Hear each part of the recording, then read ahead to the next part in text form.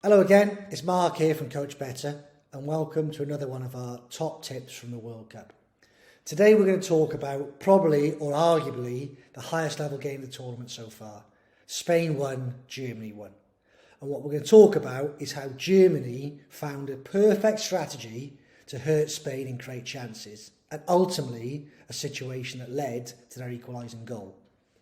So what we're going to talk about is the concept of a straight ball with an angled run.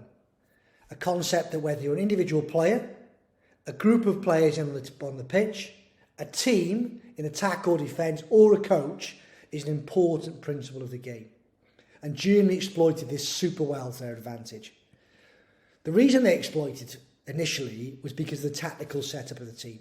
As we can see, Germany adopted a 4-2-3-1 formation, which allowed them width and depth, but ultimately I think the objective was to be compact in defence.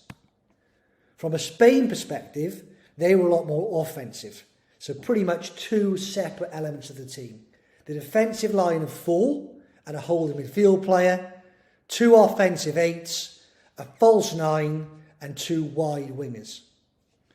What that system created was space for Germany either side of Sergio Busquets in that holding midfield role. And particularly later in the game, when Leroy Sané came on, Germany exploited this superbly. Spain did get a warning about this space just before Germany's equalising goal. We can see here at 1-0 and 2 minutes before the actual equaliser, an overlapping run from the Germany right back. What that's created is some space for Leroy Sané to move on the inside into that space we call the half space. That space that Spain will always have an issue with either side of Sergio Busquets. And we can see Sané here has rolled on the inside after the defender's attention has been taken by the overlapping run from the fullback. Now, what we can now see is his ability to move into that space. Importantly now, in the opposite half space, Musiala is starting to look at where's the space for him to move. And initially, he's probably thinking he can't receive it to feet. Is there an option to receive it in behind? And although that space is in front of this centre-back at the moment, the half space, the centre-back is now forced to confront Sané. Now what does that mean? That leaves space in behind that half space where Musiala can make that diagonal run to receive that straight pass. And ultimately what that resulted in was a great chance to equalise for Germany.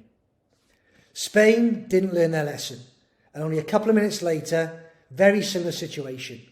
Overlapping run from a fullback allows Sané to move on the inside.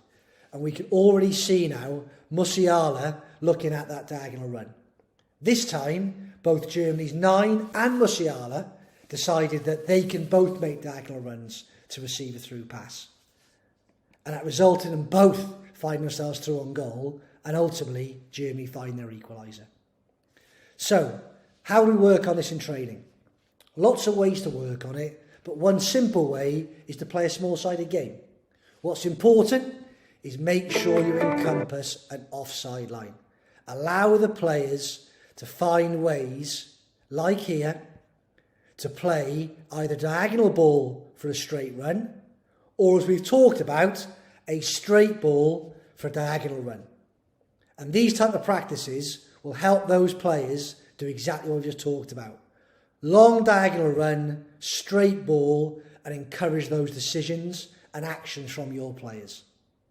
Good luck. Take this into your practice and training. I hope it's proved useful.